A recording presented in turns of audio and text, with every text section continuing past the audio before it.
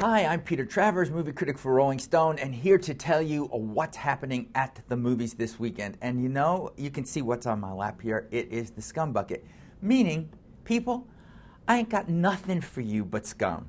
This is just what's out there. You know, why don't you live my life for some weeks and see how glamorous it is to see crap, crap, and crap.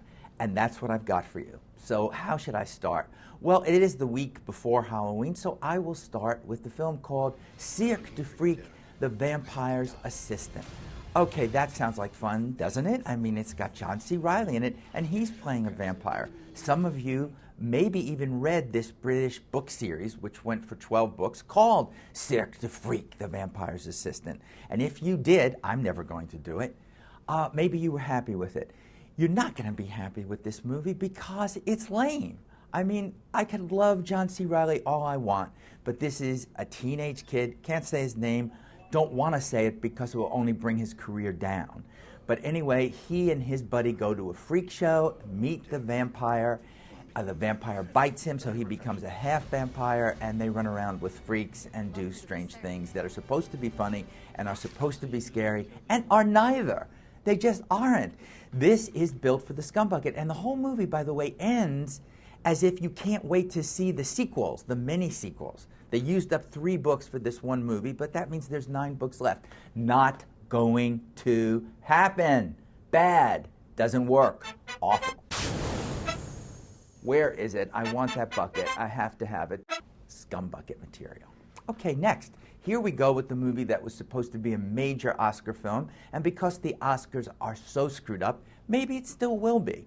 But it's called Amelia. It is the biopic about the aviatrix. I love saying that, Amelia Earhart.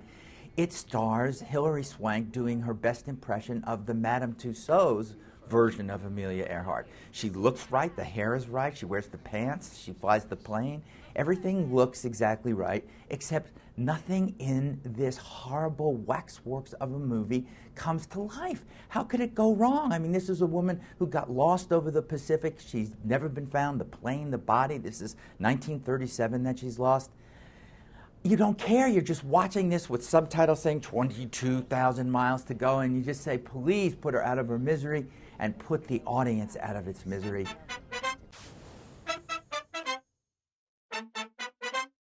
Boring. Scum bucket.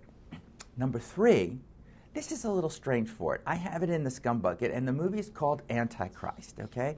I've given it 2 stars, and I have said in my written review in Rolling Stone, depending on how twisted you are, you may give it 4 stars. Or, as delicate a flower as you may be, you may give it 0 stars. I settled for the middle because I still like Lars von Trier. This guy's a provocateur. He's Danish, he won't go on airplanes, he's afraid of everything. He made Antichrist, he said, in a state of deep depression, which you will probably join him in if you see this movie. It stars Willem Dafoe, who, I mean, when is this guy going to do just a plain romantic comedy? It's never going to happen. Anyway, he is married to Charlotte Gainsbourg, who won the Best Actress Award at the Cannes Film Festival. See, I'm telling you that a lot of people think this is an award-worthy movie. What happens in it? Well, they are screwing like rabbits in the beginning, not noticing that their little tow-headed son has climbed to a window and jumped right out to his death in the snow. So they are miserable. This is sad. I have a thing, you should know this about me, where I hate movies where they endanger children or kill them. You know, I mean, a lot of kids are brats, but murdering them for effect, I just don't like it. Anyway, as this happens, they wake up, they see their dead son, and they go into grief. Now, the lucky thing is Willem Dafoe plays a therapist, and he says to his wife, what scares you the most? She says, the woods. We'll go to the woods to heal. And while they're there, I'll just say a little, she takes a log and smashes his genitals with it. It's like, boom, forcing him to ejaculate blood. Later, she takes a scissor to her own vagina and cuts that up. So, can you tell, is this the kind of movie for you? I don't know who you are who are thinking that, but if you want to go, you could go. Me, I'm afraid I have to reserve a little spot for Antichrist, along with Amelia, along with Cirque, the Vampire's Assistant, in my very full scum bucket this week. And I am Peter Travers.